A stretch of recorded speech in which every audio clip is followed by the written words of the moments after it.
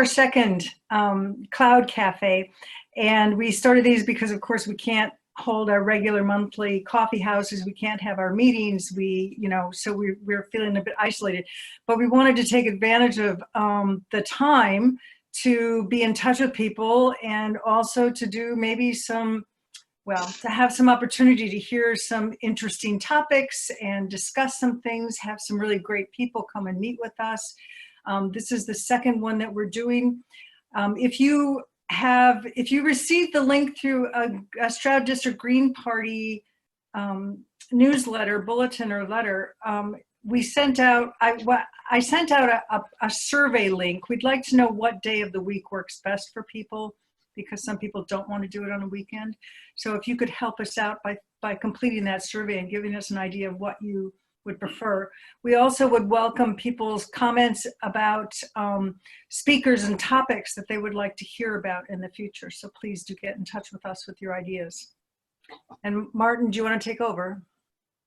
Yes, just to say, we've been focusing on the COVID crisis in these cloud cafes, and we might move on to other topics if necessary. But I think the first one 2 weeks ago was looking at the response, the emergency response, what's being done, different ways of doing it locally, and what we've learned so far. Clearly, this one's on the civil liberties approach, and then we'll move on in the next couple. One is more about the international aspects, how it's affecting some of the poorer countries, what we've learned from other countries. So we'll have a international focus next time, and then we also want to move later on. But we want to get the timing right to look more at issues like how do we emerge from this? How do we emerge stronger and better? How do we put in some of the learning that we've had from this emergency, so we don't go just back to business as usual? So that's the sort of how we're seeing this series of talks and discussions developing over the next month or so.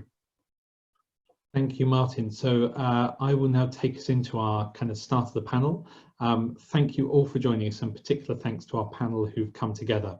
The way we're going to work this is I'm going to ask everyone apart from our panel to turn their video off at this point and keep yourselves muted as the panel talk. We're going to hear from our three panelists for about 10 minutes each. And if you've got questions to the panel, kind of factual questions, feel free to put those in the chat window. That's accessible from a button at the bottom of the screen on desktop, and I think a button at the top of the screen if you're accessing from a mobile phone. I'll then put some of those factual questions to the panel after they've spoken, and then once we've heard from everyone, we'll have a chance for open discussion, where if you want to ask your question on voice, you can, or you can also put that into the chat. If you'd like to add other introductions from yourself in the chat, you're very welcome to do so. But for people who don't feel distracted by that, and people will occasionally pop up on here as we go as well. So without further ado, I'm going to take us into our panel itself. In a few short weeks, we've seen really dramatic change right across the world in our local communities, nationally and globally, affecting civil liberties with some really sizable and potentially significant long-term and short-term effects. We've seen legislation passed to change our response, how we respond to COVID-19. We've seen policing at the front line dramatically change what the focus is and what's happening. And we've seen introduction of all sorts of digital tools and ideas around how technology might be part of the solution, but also a set of challenges to our civil liberties and freedoms as we respond to this situation. So we're going to hear first from Jenny Jones, Baroness Jones of Mouscombe, sorry. I pressed that. Who is one of two Green members of the House of Lords, has previously served in the London Assembly, where her main focus, or one of her main areas of interest was policing, with an emphasis on sustainability and localism. And she's also on police databases as a domestic extremist. So bringing a lot of interesting perspectives to us now. So Jenny, over to you to start us off on our discussions. Thank you very much. The legislation that went through Parliament was quite drastic legislation. It removed a lot of freedoms, the freedom of assembly, it removed the freedom to a family life, the freedom to refuse medical treatment if you didn't want it. And so it was a huge piece of legislation, and it went through very, very fast. We in the House of Lords spent our time looking at legislation to make sure that it's written properly and it makes sense and that sort of thing. We can't drastically change it unless we feel very strongly about it. But it went through very quickly because we were only given a day to debate it. And it went through, that's fine, but it did in fact get followed by another piece of legislation which most of us couldn't even watch or contribute to, which was secondary legislation, and that was the lockdown. That was all about making sure that we stay in our homes. Now, the legislation as a whole has made some very useful contributions. There are all sorts of things about what to do with dead bodies and that sort of thing. So it was useful, but at the same time, it rolled back our civil liberties in a way that I don't think was even done during the last war. And it was a bit of a shock to all of us. The thing for me has been that people don't understand what's in the legislation. And when I say people, I do mean everybody, but especially the police. The police have had a real struggle understanding what are rules, what are regulations, and what's the law, because there's been all sorts of pronouncements from ministers, from the Prime Minister himself, which have, let's say, expanded on the rules. And actually, whether or not they like it, a minister's words have absolutely no legal basis, and we always have to go back to what the legislation says and not what various ministers and the Prime Ministers are saying. It has been very tough for the police. I mean, I'm somebody who does criticise them a lot, but at the same time, I do understand how hard the job is. And particularly at the moment, because as they perceive it, a lot of people are challenging the law. Now, in my view, people aren't challenging the law. They're actually following it, but in ways that don't fit the sort of police parameters on what they think people are allowed to do. And so we've had some terrible stories coming up about police dyeing a lake black so that people wouldn't go swimming in it, or they're using drones to follow people in their cars to see what they're doing, and you know, stopping them walking in the Lake District. And there's been a really troubling incident this week where a Lancashire police officer actually was astonishingly bullying and said something to a quite passive driver. If you don't do as I say, I will arrest you and I'll charge you with something. And the driver said, what are you going to charge me with? I haven't done anything wrong. And the police officer said, well, I can make something up. Who do you think they'll believe, you or me?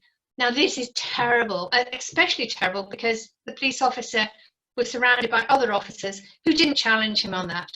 And you start to think that all the good work that's done by police officers is being nullified by a few officers who don't understand the law, don't even understand the advice they're given by the National Police Chiefs Council. And so they're actually making law up for themselves and ruining what I think is the whole concept of policing by consent.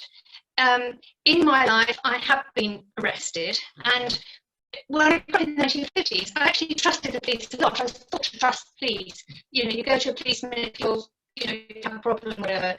And slowly over the years, my faith in the police has been eroded because of the attacks on civil liberties. You know, I've been on the streets with police, watching them police demonstrations, watching them police events of all kinds, and a lot of the time it's very well done, and other times it's really badly done. And I was arrested a few years ago for being part of a protest. In fact, I wasn't part of the protest. I turned up because the protesters had asked me to go there, and I tried to calm things down a bit. The senior police officer lost his temper with the whole. He'd probably been there hours, and so I was arrested. And when I was arrested by a young police officer who handcuffed me behind my back, and I kept saying to him, "I haven't long broken my wrist, and my wrist hurts. You're hurting me." Now, I'm only 5'2". I'm not. I would have thought much of a threat, but that young police officer actually hurt me and didn't care he was hurting me, and that was for me a bit of a turning point, because if they treat me like that, how are they treating other people? To be fair to him, he didn't know that I was in the House of Lords at the time, until some of the protesters started going, "Do you know who you've just arrested?" And I was arrested within 3 minutes. But it turned my constant assumption that the police know what they're doing. It absolutely defeated that assumption for me. And what we're seeing very much in London, and I think that's being extrapolated to other areas, is that the police are pushing to the absolute limit what they can do, and then going beyond it as well. And so for me, we are potentially going to have a huge problem when we come out of this crisis, because it's very hard to roll back that sort of behaviour.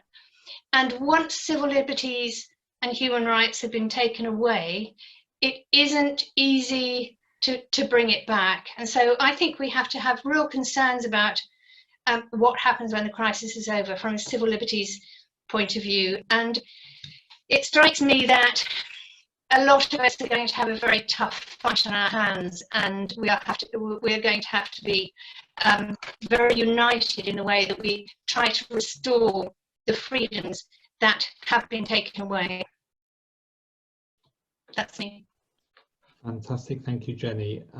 That was brilliant. Some people have mentioned they had slight interference on the line then, but I think we heard most of that fairly clearly, and really sets the scene to come on to Martin, who is Police and Crime Commissioner for Gloucestershire, elected in 2012, re-elected in 2016 as an independent. Now his role is to act as a voice for the public on policing, holding the Chief Constable to account and working with the police and partners to address crime disorder issues in Gloucestershire, and I think has probably had a very busy 4 weeks just now. So Martin, over to you. What's this situation look like from where you sit? Oh, you're muted at the moment. I'll see if we can unmute you. Just bear with me. Oh, we can hear you now. Yes. I'm there now. Good. I think good. Well, first of all, thank you very much for having me.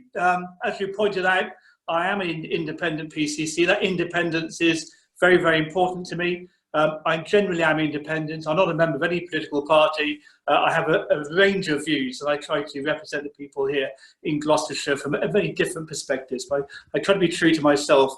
It would be tempting to respond to many things that Jenny says. Some I agree with, some less so. But I think what concerned me, what I do want to deal with, is the fear that at the end of this lockdown, confidence in policing is eroded. Personally, I do not believe the police want to operate in a police state. I don't think the majority want to operate in an authoritarian way. Actually, from my conversations, certainly here in Gloucestershire, I'm only going to speak about Gloucestershire, it's something they fear. They don't want that here in Gloucestershire. And every commissioner writes a police and crime plan, which I would encourage you to read. And in Gloucestershire, it sets out the tone of policing that I expect and the public expect from their police, who are indeed local people who have local children, go to local schools. So that's what they want. We call it a compassionate approach to people, to the animal kingdom, to nature, everything. A compassionate approach, which we want to do. And again, I'm going to just briefly, I don't know if this is true or not, but I did challenge what happened in Derbyshire about the lake. And this may not be true. I was just told this by somebody within the police, that that lake is toxic and they dye it black every year to deal with toxicity. I don't know if that's true or not. If that is true, I'd like to know about it. But it's not Gloucestershire, so it's not my immediate concern. I've got to declare that along with, I think, the majority of people in the country and in the county, I actually support this lockdown and extended lockdown. I certainly miss the freedoms I had just a few weeks ago. I really do miss them. I miss not just going out for no particular reason. I miss going out for a meal or a pint and seeing my friends. And I think that is very common to all of us. What I have noticed, and I think you picked up on it to a degree, Jenny, is that the most reliable source of information to show compliance around the lockdown is not the police, it's not the media, it's Big Brother. It's the media, it's the big tech companies, who, if we didn't realise it before, we certainly realise it now, can track our every move. They know where we are, what we're doing, and far more we probably don't really fully comprehend. So looking forward, I think we need to understand just how much the tech companies and Big Brother know about us and are monitoring us. Now, I think, I'm not sure, I can live with a level of that if it gets us out of the lockdown. But I certainly want to see our legislation, our people like Jenny and the parliamentarians, making sure there is a strong, and I mean a strong, independent oversight of that capability. Absolutely crucial as far as I'm concerned.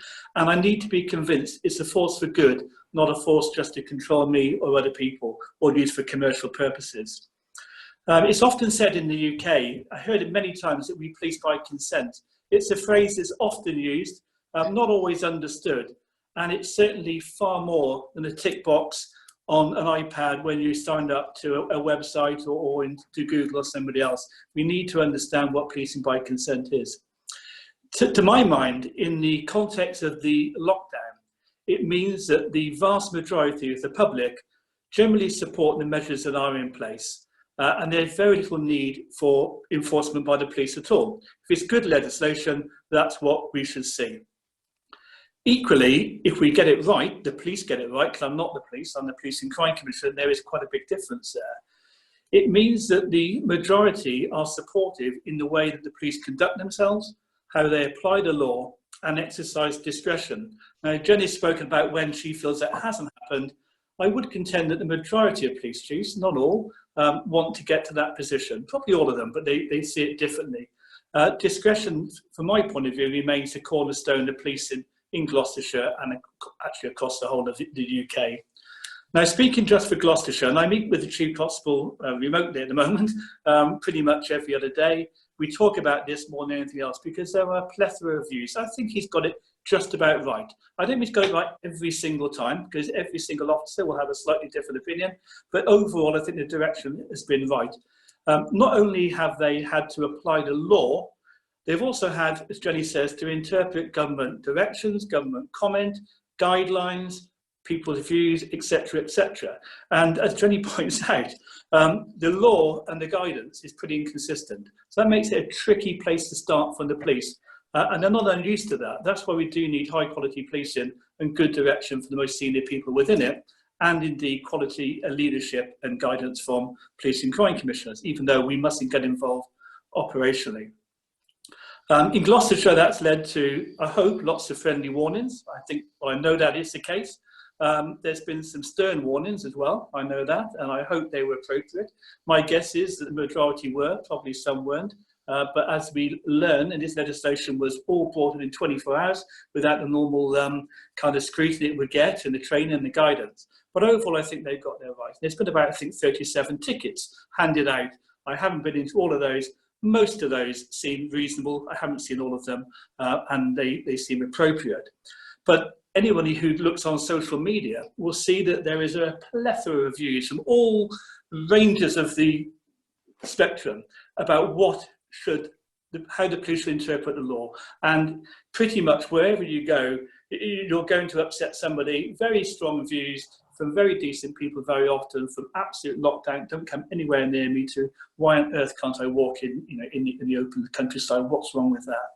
So I think we need to give the police some credit. I'm beginning to feel quite strongly now, because we live, one of my areas, a police, I call it a green and pleasant county. That is to look after the environment. And I've spoken to the local Green Party about my views on that. We live in a great county here. And I want to see going forward, the green spaces that we have, the parks, the open spaces, an asset, not something that is restrictive for us unnecessarily. Now, there are strong views on that, I know, and it's a dangerous territory to go on because people are understandably scared and people have very strong views. But actually, I think for people who live in flats, people who live in basements, as you know, my wife did, she was a trainee nurse when I first met her. She was in a damp basement with no garden, going to work very long hours. I think those of us who have gardens and you know, the burden of the lockdown is less. I think we need to stand aside and let people who don't have access naturally to the open spaces and use that as an asset that they can use so they can maintain that social distancing in the countryside, treat it with the respect it deserves always, not just now, and be a little bit more open on that. It will need policing by consent, it will need public consent, but I think we need to get that because, as I said in my last blog locally, I feel quite guilty that I sit here in the countryside knowing that other people are sat in a one-bedroom flat with 2 children, what have you. They must be going stir crazy. I also had some conversations with people who are living with children who have ADHD or people who have got some mental health issues. So the effects of lockdown on them are far more of a burden than they are for me. You know, I am not the police anymore. I do respect them. They have a difficult task. I, like Jenny, will criticise and will need to be criticised. And I think we should, for now, look at what they do, try to support them, and when they get it wrong, point it out in a constructive way. Thank you. Thank you ever so much, Martin. And I've just got one factual question that's coming on the chat, and then some of the others I think we'll pick up in the panel. But just a question about the extent to which we're, I think Molly, in fact, mentioning a local act of vandalism and crime with a local fire setting, and whether what we're seeing in terms of patterns of crime over the last 4 weeks. Are we seeing more vandalism incidents, or was that just one-off that happened to be noticed? I think it was probably just a one-off. Overall, crime is down about 25 to 30%, pretty much across the board at the moment. There are obviously concerns as to what's happening behind closed doors on domestic abuse, etc., etc. And I'm glad that the government is being very clear now that if you are suffering domestic abuse, of course you can leave the house and you can seek refuge. But of course, those issues probably are there building up for others to deal with. It's had quite a major impact on the drug market. It's quite hard to actually go out dealing drugs on the street right now. I don't think that's an essential journey or a reasonable excuse.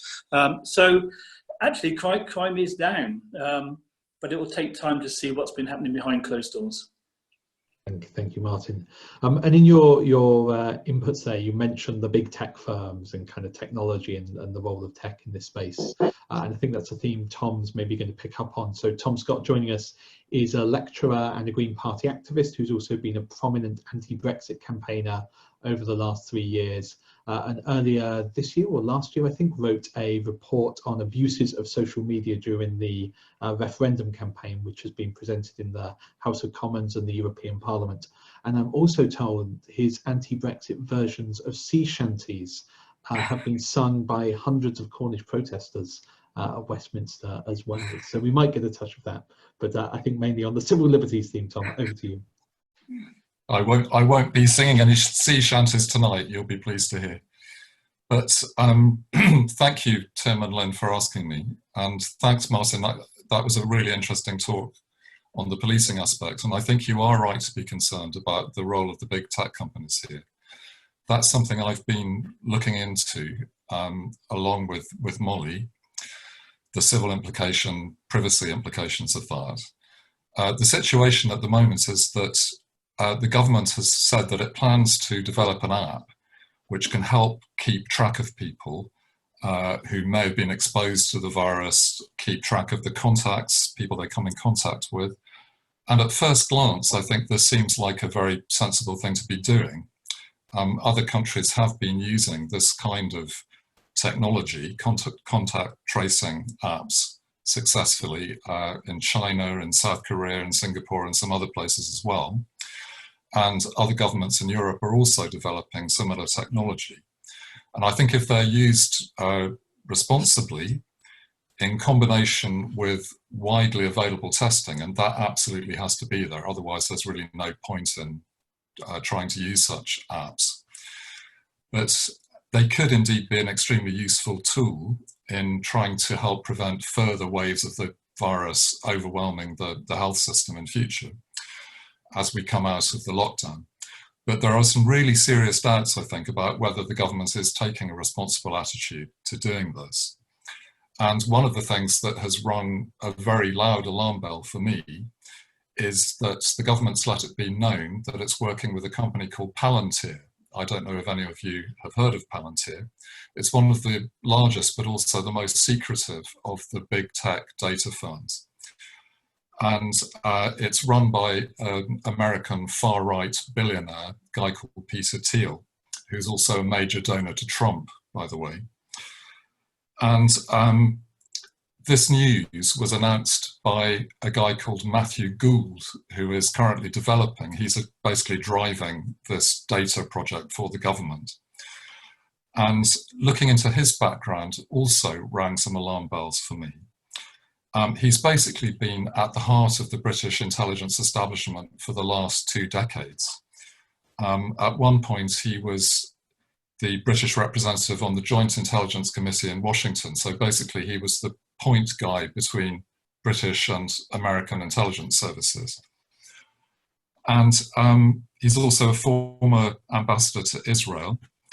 He's basically been working very closely with the intelligence services for most of his career. And I think it's more than possible that this connection to Palantir came through his US contacts, intelligence contacts.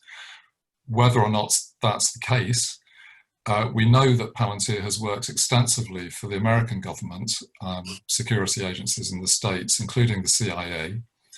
It's a massive company worth around $9 billion. It is far more secretive than even the other big tech players, than sort of Google and Apple and so on. But we know that it has a wide range of clients, and basically its business model is selling data and analyzing data to clients in a whole range of different fields, commercial, but also political. And there's good evidence that Palantir worked closely with Cambridge Analytica to develop the psychometric data driven stuff that was used to target voters in the 2016 referendum. We know that because the Cambridge Analytica whistleblower, Christopher Wiley, has told the House of Commons Digital Culture, Media and Sport Committee about it in detail in 2018. So I think it's really deeply concerning that the government sees Palantir as a suitable partner to be developing any kind of data project. The link to the biggest data abuse scandal in history and to the US establishment, intelligence establishment, and in fact its whole business model suggests that it's absolutely not a suitable partner of that kind. But there are also questions, I think, around the role of another company called Faculty, which is an AI startup, which is very closely linked to people involved in the kind of vote leave cabal, which is, in my view, basically the government, and in particular Dominic Cummings, who is the campaign director of Vote Leave. The brother of the CEO of this company is a guy called Ben Warner. He's the former commercial director of the company. He worked with Cummings on Vote Leave's referendum campaign, which was found by the Information Commissioner to have committed very serious breaches of data protection laws. The ICO, the Information Commissioner, also found that Vote Leave had illegally used a Canadian company to process data and target US voters with this in ways that nobody had given permission to use the data in that way. And Ben Warner then went on to run the Conservative Party's private election modelling during the last election. And these worries, fears really, that the kind of personal data collected by a track and trace app might not be treated responsibly, these were very much exacerbated last week when The Guardian reported that it's seen a memo, a government memo, saying that ministers will reserve the right to de-anonymise that data that's collected through the app. It's not at all clear under what conditions that data might be de-anonymised, but that would really be pretty serious, and it's not at all clear who would have access to that data or on what basis that decision, such decisions as to how to use the data would be taken. As I said, none of this means that this kind of technology can't be useful. Smartphone technology, including GPS geolocation tracking, they are potentially useful tools. But I think the key to this is to do it in a way that doesn't expose citizens to unacceptable levels of individual surveillance, and indeed potential, very possible, likely abuses of their data. And there's another reason why this is really important, I think, and that's that if people are going to trust this app and actually sign up to use it in large numbers, they will need to trust that the government will use their data responsibly. So working with Molly, we've come up with 4 of what we see as essential principles that should be followed in developing and rolling out any such technology. So I'll just very quickly go through those. The first one is transparency. It needs to be absolutely clear how the data gathered in this way is going to be used and who's going to have access to it. And I have to say this isn't the case with some of the apps that are being used in other countries, in South Korea, for example, where data gathered through a very extensive system of surveillance, including not just smartphone technology, but also CCTV cameras and so on. That's been used by the police to publicly shame some individuals. And this has actually deterred others from taking up the app that the South Korean government is offering. The second principle is anonymization. We think that any personal data gathered by such apps should be properly anonymized so that it can't be used to identify particular individuals, either by the state or by corporate interests who might be acting with the state as partners. And there are ways of doing this. There's a very interesting project among several different European universities called the Decentralized Privacy Preserving Proximity Tracing Project, which is essentially a system that allows this kind of anonymized data to be collected and used to alert people who maybe have come into contact with infected individuals, but without that data being centrally stored on a government database. So it is possible to do that. And that's what we think the model this country should be using. And that would avoid the risk, if you like, of surveillance creep by the state or by corporate interests. The third principle is that it should be voluntary. People should be able to opt in voluntarily to use of this app. And that, I think, has happened in Singapore, which has quite a good system of keeping this data under strict control, only keeping it for a limited time. And as a result of that, people have voluntarily opted in to use the app in quite large numbers, and it's been used quite effectively. And fourthly, it's the choice of responsible partners. There are not-for-profit partners who I think could be very usefully used here. For instance, the universities who've been working on this anonymized data project. They've got a lot to offer. I think there's also a very interesting joint initiative between Google and Apple, which is based on a very similar system of anonymization, which has kind of protection of the privacy of the data absolutely at its heart. I'm not usually a great fan of either Google or Apple, but they seem in this case to have got it right, I would say, in the way that they're thinking about developing these apps. And this, to me, makes them look like much more suitable potential partners to the UK government than a company like Palantir, which absolutely should not be trusted. So as things stand, I think there is a very real danger that surveillance measures introduced in the wake of this crisis, and as Jenny has been describing, with very little kind of legal or parliamentary oversight, they could be extended way beyond their ostensible purpose. And that is very much what happened in the United States in the aftermath of 2001, the 9/11 attacks, when sweeping powers were given to the US security agencies through something called the Patriot Act. And many of those powers are still on the books. They have not been taken away from the agencies. So we need to be very careful, I think, that that doesn't happen here.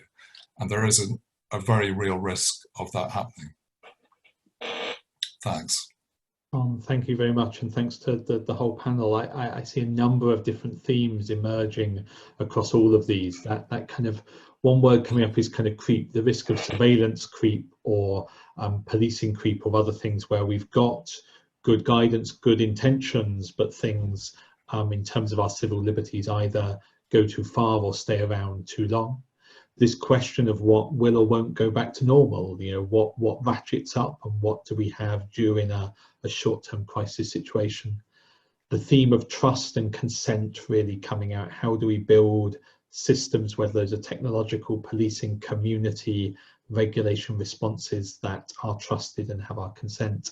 And I think the really important theme of who's affected and how are different groups affected by restrictions, that it may be easy for some of us with gardens, with space to accept restrictions, and harder for others. I think Martin touched on the domestic violence risks right now and other things which we have to have in mind. So lots of themes emerging there.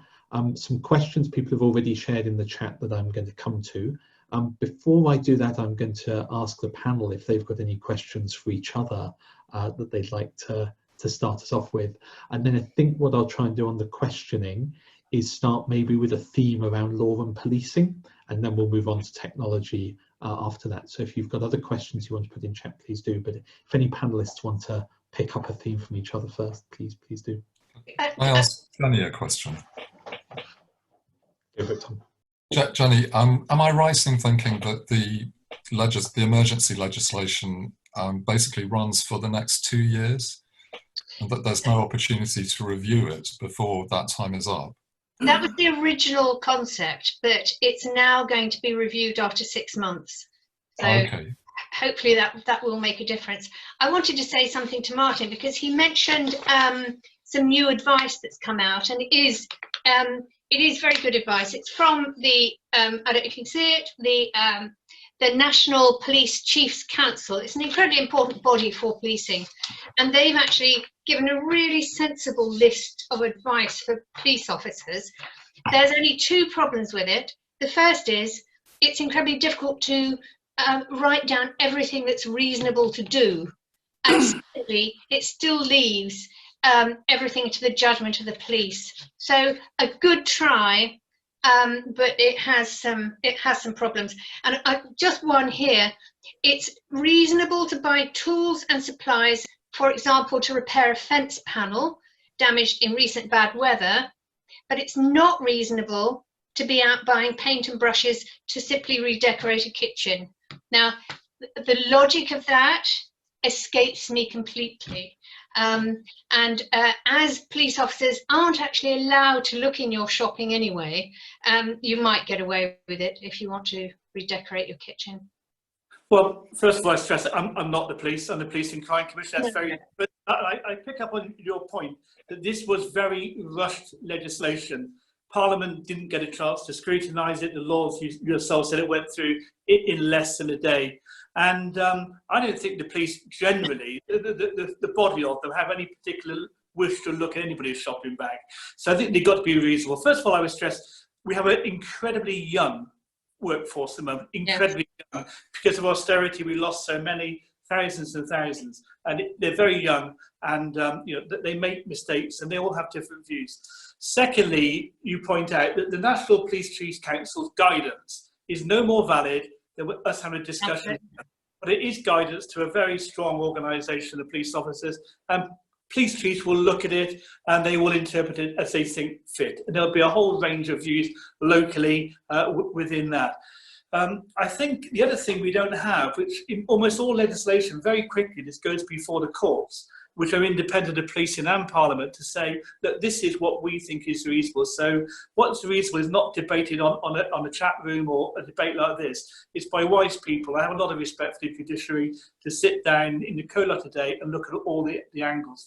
So I think the vast body of policing fear people viewing them as authoritarian. And of course, there are examples of that. But they hate it because they go to the same schools, the same pubs, the same restaurants everybody else do. They're only police officers for a few hours a day.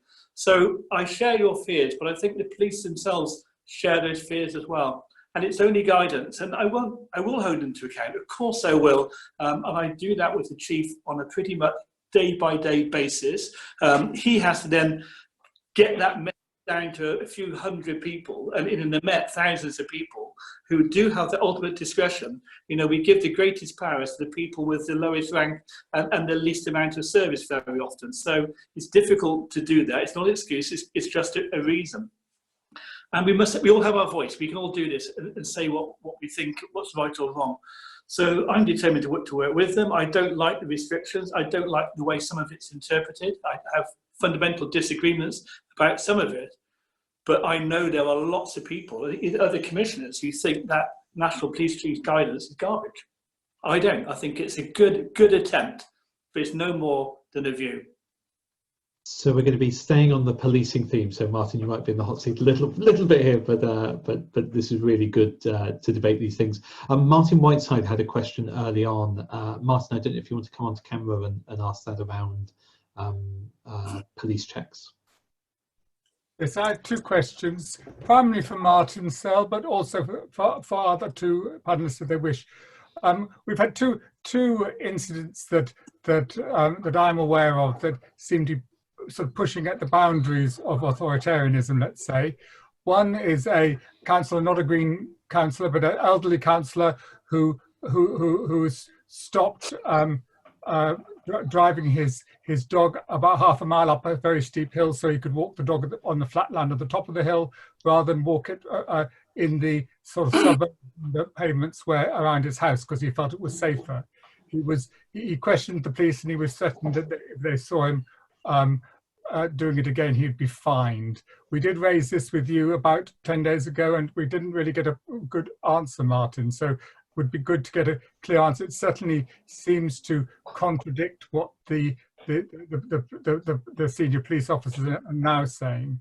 But the second one was most recently, and since that advice came out from the senior police officers, that the police have been reported as having a roadblock and random checks in Keynes Cross Road. And I wondered if that was legal. It certainly doesn't seem to be legal to me. And, if so, what is your role in actually challenging that? Because if our local paper reports something, the police acting illegally, I would have thought that that's something that somebody in your position should be speaking about. Well, first of all, you're absolutely right. Somebody in my position should be speaking about that. And let me pick up the one about the dog. And a similar question I got from somebody else, not involved on a dog. It was a person who lived in an urban area who had a relative living with them who suffered severe mental health problems and found all the parks were closed. A lot of the car parks around the beauty spots were closed and they were going stir crazy. Now, I spoke to the Chief Constable about that over a weekend, within a few hours, those calls coming in.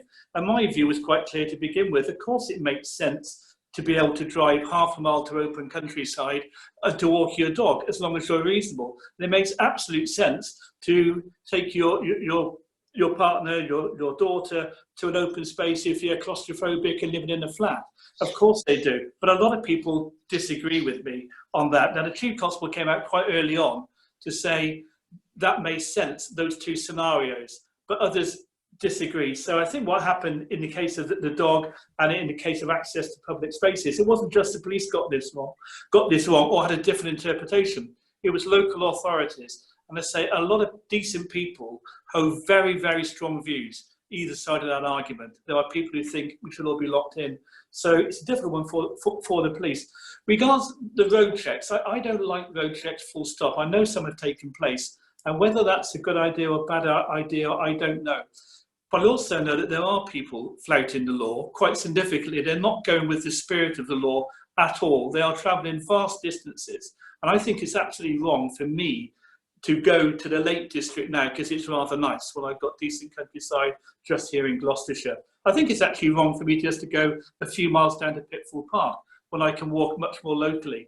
So I think there is a place for road checks, and some of those road checks have actually resulted in detection of blatant abuses of the legislation. And if they are allowed to go on with just blatantly disregarding the essential journeys, I think it will bring even heavier policing. So I think a balanced presence is good. And the trouble is, everybody has a different view of what a balanced presence is. Could I just say one thing? The police have no power to put up roadblocks or to stop vehicles at will. It's actually unlawful for them to do that. Exactly. And that really worries me if Martin Surl is saying it's appropriate for them to act illegally. Well, I don't know the circumstances of this particular roadblock. I don't know if it was a roadblock. What I have learned from the press, they never let the facts get away in a good story. So I'm not actually going to comment on that particular set of circumstances. Just like I don't know whether the putting of the black dye in Derbyshire was a routine thing they do every year because it's toxic, or if it was a police act. Personally, I'm not from Derbyshire. If they put it in there as a police act to deter people, I don't think that was a very smart idea. And I think there's going to be a theme that might come up a little on information or getting clear information in these contexts. Like, one of those challenges of providing good scrutiny requires us to be kind of well informed. A lot of information does come around. So a factual question, just briefly. One question came in around the use of private contractors in conjunction with our police forces in Gloucestershire. So Martin, I don't know if that's something, do we know if there's use of, particularly the question asked about group force security, but any private contractors with police in Gloucestershire? Not for a policing purpose I'm aware of. I see all the contracts that come within police. Why? Because Mummy said. So we're getting some background noise from someone else. Has children on the line. No, well, maybe all of us are. But we have some deals with private contractors within the custody area. Some of those guards are private contractors at the moment. Occasionally, to guard a scene rather than use a fully trained police officer, some contractors are used for that. Very rarely. I'm not aware in a policing context where we use contractors in Gloucestershire. Jenny, I think were you going to come in on a point just then? I was just going to support something Martin said earlier, which was about the fact that we've got a lot of young officers out on the streets with the most authority at the moment. And that's because of Tory party cuts over the Conservative Party cuts to policing. And it has made a very damaged organisation in some ways, because they just sort of took out the middle stream of sergeants and, people approaching their 30 years service. And that's been a real blow, I think, to the police. I wouldn't disagree with that. And the projection going forward is even more concerning. I think within the next 2 to 3 years, the average officer's service will be probably less than 5 years, maybe less than 3. I've just got one other question that's come in on local policing, particularly Gareth Kitchen, whose mic's not available, so he asked me to ask. Apparently the local stop and search scrutiny panel is currently suspended, and he's asking, is there scope to use technology like this to get that sort of scrutiny process started again? Absolutely.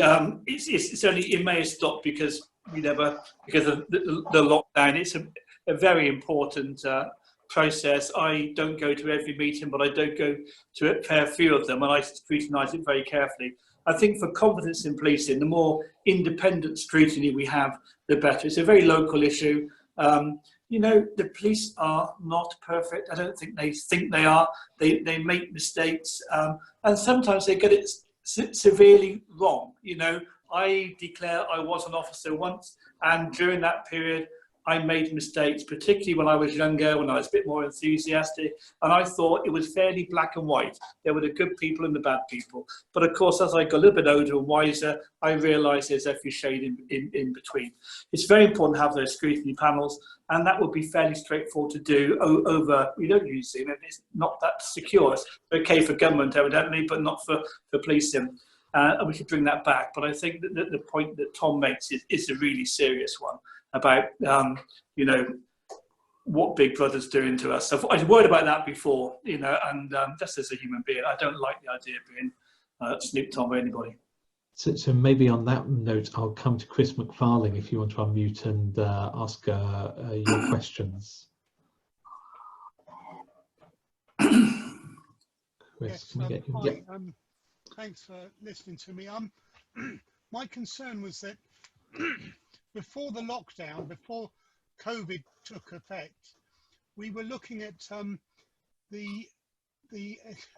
having facial recognition cameras put in parts of London, and I wondered whether the panel thought that that was a good idea, or that could be abused in the future as well.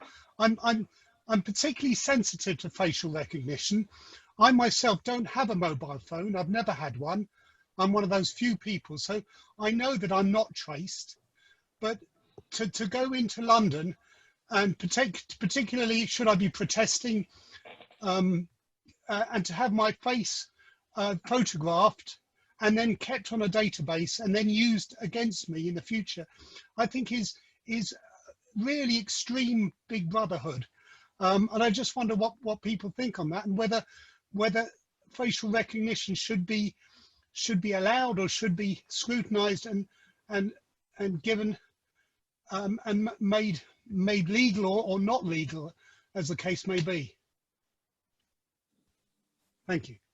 Do you want to start with that and then pass Sure. it? I mean, I don't know a huge amount about facial recognition, but I think there are some really serious questions to be asked about that. And I know that there are some legal challenges going on to the kind of facial recognition that's being trialled on quite a large scale, I think, in London by the Metropolitan Police. And I think Sian Berry has been kind of at the forefront of those protests against it. Jenny may know more about that than I do, but I think it's potentially a very big problem. It's a slightly different problem from the kind of data tracking that goes on with smartphones, internet usage and so on, but they could certainly be connected, and indeed they have been connected, those two types of application in other countries. So yes, it's definitely something that we should be on the lookout for. Jenny, do you know more about this than I do, the facial recognition stuff that's happening in London? Yes, I mean, I have taken the police to court over this and not had much success. And my argument's been that, first of all, they have no right to do it. They haven't been given permission by anybody. They're just making up the rules as they go along, which is obviously something we would care about. It's also ineffective. It's got something like, they've done it at various festivals and so on, and it's had a 98% failure rate. So it's 2% effective. It's particularly bad on women and black and ethnic minority faces. So it's not even, it doesn't even work. And at the moment, the Met's testing it. And there's absolutely no oversight on this. You know, nobody is sitting watching what the police do because we don't know enough about what they're doing.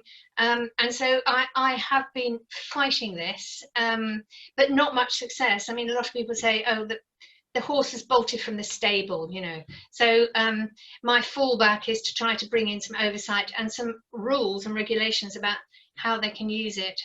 Over the years, I've taken the police to court quite a lot. And occasionally had success. Good for you. I think it's definitely a very grey area of the law at the moment, and one that needs to be clarified. But I don't think we should take any comfort from the fact that it's not very effective at the moment. It could become extremely effective. And I think it is already very effective in China, where it's very widely used for extremely kind of repressive uses. Maybe I'm going to throw in a question then, picking up on that theme of it, mentioning China, mentioning regimes that have a lot more scrutiny, surveillance built in, and lack of civic freedoms, yet are some of the templates for the response to the coronavirus pandemic. I guess and a couple of you mentioned kind of examples from overseas in your opening remarks. So maybe looking internationally, are there either internationally or just elsewhere in the country, where are the examples we should be learning from and the things we should be fearing that we're seeing around the world right now in this context?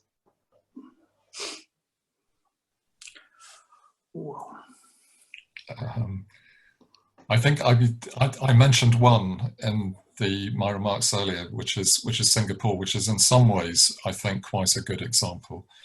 I don't have a comprehensive knowledge of others, but I noticed that Dagan, I think, posted a link to what's going on in Norway, which I believe has also given a fairly positive example of how this kind of app development could work. But it is a very new area, and this kind of contact tracing hasn't really been done on a large scale before. So I think, as with so much else with COVID-19, we need to be looking at what's going on elsewhere and learning from what they're getting wrong as well as what they're getting right. And there's certainly quite a lot going wrong in places like China and in South Korea. And I believe also in Russia, which is certainly not somewhere we should look to for good examples of data protection and so on. Perhaps I could say, I mean, one of the problems in Britain, and in a way it's a huge strength, but in another way it has posed problems at times, and that is that as Britons we can do anything that is not specifically prohibited by law. And I mean, that's how the police managed to get away with automated facial recognition, and that's how the government is doing this app that Tom was talking about. And in fact, I checked my phone today and I found I had a COVID-19 app on it. I haven't checked, it's just appeared. I haven't checked it to see what it does for me. I presume it won't give me COVID-19, but it just appeared. And Tom's absolutely right to raise all these fears. And as I say, part of this is the fact that we are, in many ways, a very free country, but that also occasionally gives us problems. Jenny, I don't want my phone now. Jenny, I don't think the police can do anything that's not prohibited by law when it comes to surveillance. The Ripper Act was pretty specific about what they could and couldn't do. That was the law several years ago. It's been amended now, and when it comes to surveillance, the police have to have authority for what they do and not to be unlawful. If they want to go out on the motorway and use a pair of binoculars, they have to get permission, and there is a way they can do it, but it's not completely unregulated. Well, some of the people who regulate the police are police officers themselves, and so there's absolutely no guarantee that there's independent oversight. And that's what I've been fighting for on all of these issues, that there are people from outside, like the stop and search, local groups on stop and search and that sort of thing. We need them at every single level of policing, because... You are correct about the surveillance can be authorised by very senior police officers, but they are also regulated by the surveillance commissioner, who can introduce penalties for them. So there is oversight. I agree with the principle of what you say, but it'd be wrong to say they can basically do what they like. There's strong penalties when they get it wrong. And certainly for the CCTV, the state or the police or any public body is far more restricted as to what you and I can do. They can't just film people in the street without authority. You see, one of the problems that we've got at the moment is that there is some wrongdoing by the police, unlawful behaviour, and people are saying, oh, well, people can appeal later, and of course they can, except appeals against the police actually take a very long time. I don't know if you know anything about the Spycox case. It was police officers who went undercover and lived with various activists. It was mostly men who lived with women activists who were completely innocent, did not commit crimes. They deceived these women. Sometimes they had babies with these women and lived with them for years. the initial inquiry has been going 5 years and has still not taken evidence. So appealing against police misbehaviour is actually incredibly difficult. And I'm not agreeing with you on that, except for Parliament has a role to actually set the context in which we operate in. And, you know, if it's not satisfactory, you know, that behaviour was clearly wrong, but we mustn't tar the entire force with the same brush. And, you know, I don't like the surveillance, but also there's a balance to be struck. I don't want people who deal in guns, deal in illegal drugs, you know, the heroines and import it, people traffickers, etc., pornography of the most extreme kind, to be anonymous on the web. The dark web is a problem, so we have to balance that out to a certain degree. There are times I want the police to be able to go and look into an IT system and see who is selling machine guns, who's selling people, and trafficking in the most shocking kind of exploitation of children. So I'm going to move us from our theme here of going into the web into particularly the smartphone apps. We have had a very good comment on the chat from Lynn suggesting our facial recognition concerns. If we are all wearing masks shortly, maybe the facial recognition is going to have a harder job catching us. So there may be some silver lining there should the guidance change on masks. But Simon Pickering, you had a few questions about the kind of tracking apps and the protections in those. Do you want to come on and put those questions?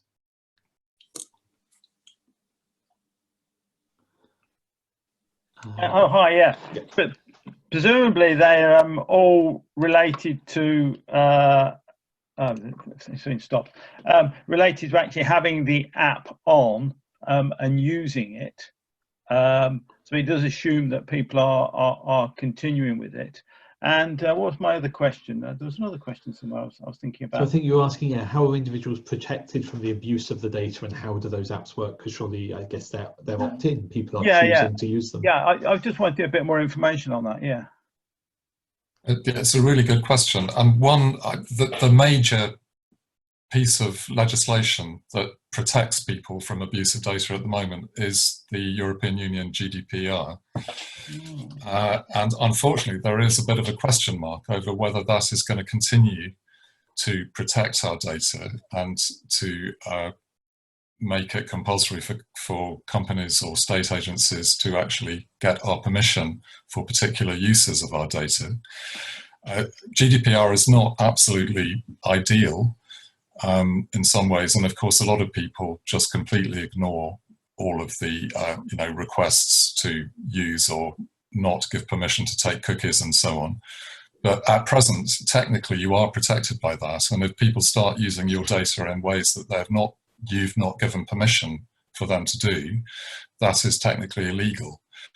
How long that will remain is very hard to say, because it's not at all clear at the moment whether we're going to remain part of that GDPR legislation after the end of the transition period. And at present, the end of the transition period is the end of this year. So it's quite possible that in December we could completely leave that data protection regime. And that, I think, would leave it much more open for governments and corporations to basically do what they like with our data without getting our permission. And we'd have very little legal recourse as things stand. Thank you. Anyone else like to come in on the topic of the kind of contact tracing apps?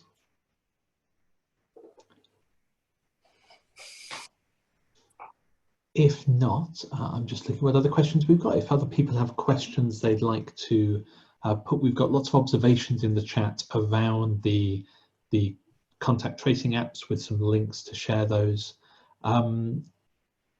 Chris, there is one question that I'd maybe like to ask Jenny, and perhaps Martin may be able to shed light on this. As I understand it, the emergency legislation has changed the way in which surveillance powers can be used, and has created a new category of person who can give permission for surveillance to take place. Is that correct? I think. What section is it? Do you know?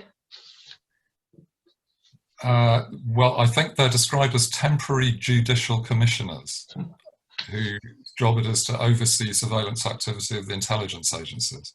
But exactly what they're expected to do and who these people are who appoints them is not clear to me. Question. I don't know if Martin knows. Well, no, I don't know. I hazard a guess. It must be the government having access to Google data to work out where we are, where we're moving to, which is well beyond what the police would have access to at the moment. And it's what I was trying to say in my opening presentation, is we do need good independent scrutiny of that, just like we do of all laws, and particularly the controversial ones like the terrorism laws, etc., etc. So it's a good question for people who sit in the House of Lords or in Parliament to ask those questions, because it's only as good as the people who scrutinise it. I would like to point out that we're not sitting at the moment. When we do sit, we still have no system worked out for how to vote. Now, clearly, when on most legislation we try to amend it, and we do have to vote on those amendments. So there is a slight problem with there's a slight problem with scrutiny at the moment, but I'm sure we'll overcome this. I really hope so, because it's a really serious problem. Yes. And I think that it is quite scary that these emergency powers have just been introduced so quickly with so little opportunity for scrutiny, or indeed for kind of ongoing checks and balances to make sure that they're actually working properly. And I'm really hoping that Parliament can be brought back in a meaningful way that can allow it to scrutinise the way this legislation is working. And I can't really see why a crisis of this magnitude Parliament isn't sitting, just as a member of the public. You know, if we'd gone to war, if Lufthansa were actually bombing London, 800 people killed overnight, I think the government would be back. I'm just not speaking as a police and crime commissioner, just as a member of the public. It does seem crazy that they're not sitting or being effective. Well, they will be sitting. I mean, one of the problems is, of course, that social distancing is not particularly easy. And for the House of Lords in particular, there's a lot of us. I think 70, and that's how old I am, is the median age. And so half the House is older than 70, and therefore potentially fall into a vulnerable category. I mean, I did stick it out at the House of Lords until a week before it finished. And at one point I had a whole bench to myself because people were so nervous about coming in and potentially infecting others and getting infected. So it is slightly different from the war.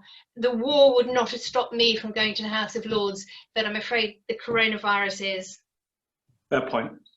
So we're going to go, we've got about 10 minutes left. I've got a couple more questions that I'd missed from earlier. So a quick fire round on back on policing. So there's a question from Chris McFarling again on how the police can enforce quarantining of citizens who may be infectious but don't want to go into hospital or don't want to go into isolation. So what the powers are to enforce that. And a question from Philip Booth about how the police are themselves staying safe whilst they're sharing cars, laptops, equipment and other things, which maybe also links to how politicians are staying safe with social distancing. Okay, the first question, I've got to be very honest, I don't know the answer to, because we haven't got hardly any testing anyway in the first place. It's a dreadful place to imagine we'll have to do that. I would imagine it would be on similar lines to the Health Act, where you can take somebody's liberty under certain circumstances. Regards keeping the police safe, you know, it is difficult for them because, you know, they are not going to be the heroes of this particular emergency. The NHS quite rightly will, but they do put themselves in harm's way. I'm pleased that they took it very seriously from the word go. In Gloucestershire, the response teams who work out of one location primarily were split into 3 instantaneously over a night. So they tried to do their own natural social distancing so that the whole team wouldn't go down. That's proved to be quite effective. PP is a big issue. We don't have the full amount we would need. We have a limited amount, and that has been given to special COVID teams. This is operational policing, not my responsibility. That's the chief's job, but he's done it quite well. So COVID teams, when they know there's a high risk of COVID, either somebody is ill or sadly died, they will spend a COVID team in. It is difficult to put 2 people in a car and social distance. It's virtually impossible, and that's just what we have to manage. And we've been working very closely with the Police Federation to come across with a sensible approach, which is both reasonable and practical. And I think I'm proud of the police in Gloucestershire. You know, I do hold them to account. They get it wrong occasionally, but we're a nice force, and we try to get it right. PP is an issue for everybody. They have to have it. It's coming online. They've got roughly what they need, but not the amount that they would like. On the first question, that is, if somebody is displaying viral symptoms, that is the one circumstance where the police have the law behind them to actually make them go home. So that is a power that the police have.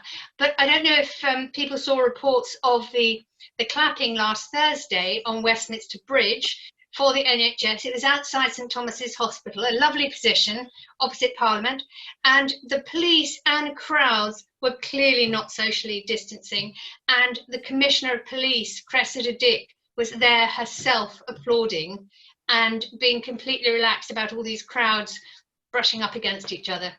So yeah, but on the contrary, Molly, I could tell you a story of officers in Gloucestershire who went through a very difficult situation. The person in the park being very drunk and abusive and aggressive. The officers went there, they were kicked, they were spat at and bitten, and they actually dealt with a very difficult situation on behalf of the public. So, you know, there are extremes at both ends. You know, we mustn't paint the police as the bad guys all the time. Most of them are good, and that's what we do. Why we police by consent, and I want to continue in that vein. And to come to another question I've missed from earlier, to Ian Lewis, who I think's got a question around notices being put up, I think not by the police, but by others around areas. Ian, are you able to come on voice and give some context to that?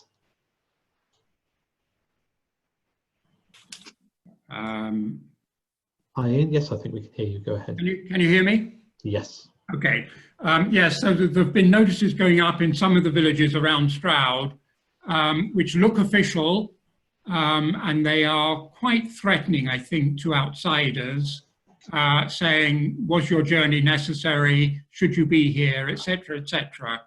And they also make statements which certainly go against the advice that I think Martin and Jenny both mentioned about what one is reasonably allowed to do.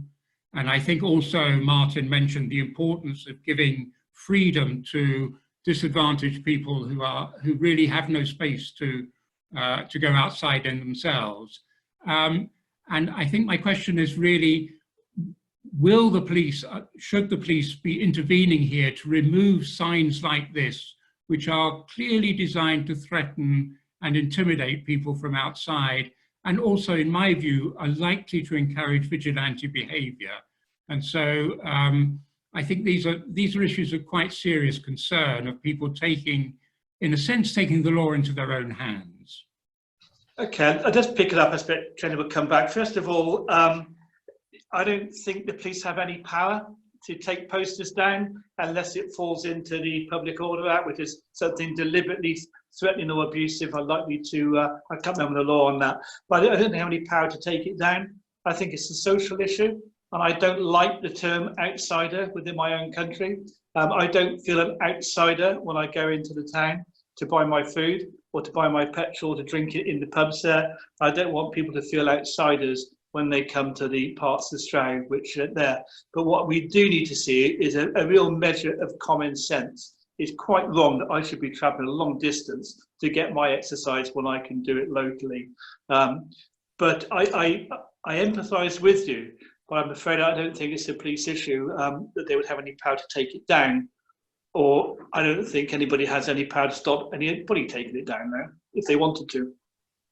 So go ahead, Jenny. Sorry. No, there's no police power to take down rude notices, I'm afraid, unless it's abusive in a particular way.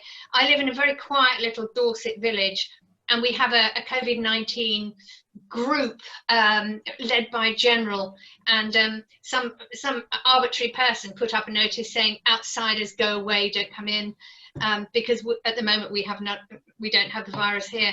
And the group, the generals group, actually managed to get the person to take the notice down, but he put one up again saying tourists go away, which locals didn't mind as much. So, to be honest, most of these people are good people. It's just because of lack of clarity and people are quite scared. I don't think the people who put these notices up are horrible, nasty people. I think they're strongly held views, and what's really the situation, there's need for tolerance all around. But also the importance of checking the facts, because if you're making statements on posters which are untrue, I agree. Totally. Then that's a serious matter. And it's actually a lot of the problems at the moment is that a lot of false information is floating around, and this is causing a lot of problems. Absolutely a theme. yeah. That's certainly the case in Cornwall, where there's been a lot of very strong feeling about people coming down here to second homes and on holiday and so on. But I'm afraid that's also led to some people who live in mobile homes being attacked. And some of these people are actually care workers who live permanently in mobile homes. So that's, quite a worrying situation, really. So I'm going to come to a last round of our panel here. There's some good conversation about fly posting on the chat channel. I think you can talk to your local councillors about that, some of whom are here on the channel if you're in Stroud, to help with fly posting issues. But last two questions as we go around the panel, I want you each to just give your thoughts on. First question would be, what's the one thing you'd most encourage people to do to protect their civil liberties in this time of COVID-19? And what's the one civil liberty you're missing the most right now that you're going to take up as soon as lockdown's lifted? So advice for us on the civil liberty you're missing most. Shall I start? Okay, I've got here some legal advice from an organisation called NetPol. It's very worth looking up, and they've given advice on, film the police if they act disproportionately, and things like talk to neighbours at a safe distance instead of reporting them. They're not the enemy. So I would say that there's two things. Obviously, stay home as much as you can, but secondly, be kind. I think we're losing a little bit of kindness sometimes in the way that we treat people. And I speak as somebody who isn't very kind to the police quite often. And Martin's made me feel that I should perhaps, be a little bit kinder. So, yeah. But Tom's also made me feel that I should not be kind on the issue of the app. And so, I haven't lost any of my civil liberties. I'm incredibly fortunate. So, I mean, I haven't seen a police officer endorse it for a month. Good. It's a difficult question, really. I think we should see the police as part of the public, and we should promote that, and we should hold them to account. But I don't think they are the enemy in this. They're trying to interpret some very difficult laws, and it is Parliament and the government ultimately who make these laws, who must be accountable for them, for the good and the bad, and for everything else they say as well. To begin with, I thought this was really great to sit at home and FaceTime, and it was so much easier.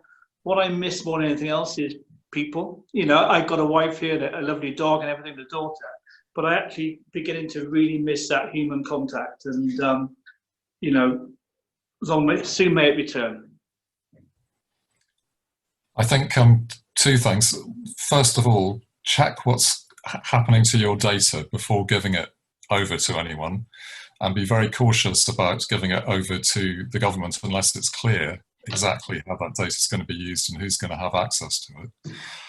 And the second thing is that I really think we need Parliament to be able to work meaningfully, which may not mean sitting in the conventional way, but to find some way in which it can actually have meaningful oversight and scrutiny of the kind of stuff that's going through that we've been talking about, because we absolutely depend, our whole integrity as a democracy depends on Parliament being able to continue doing that.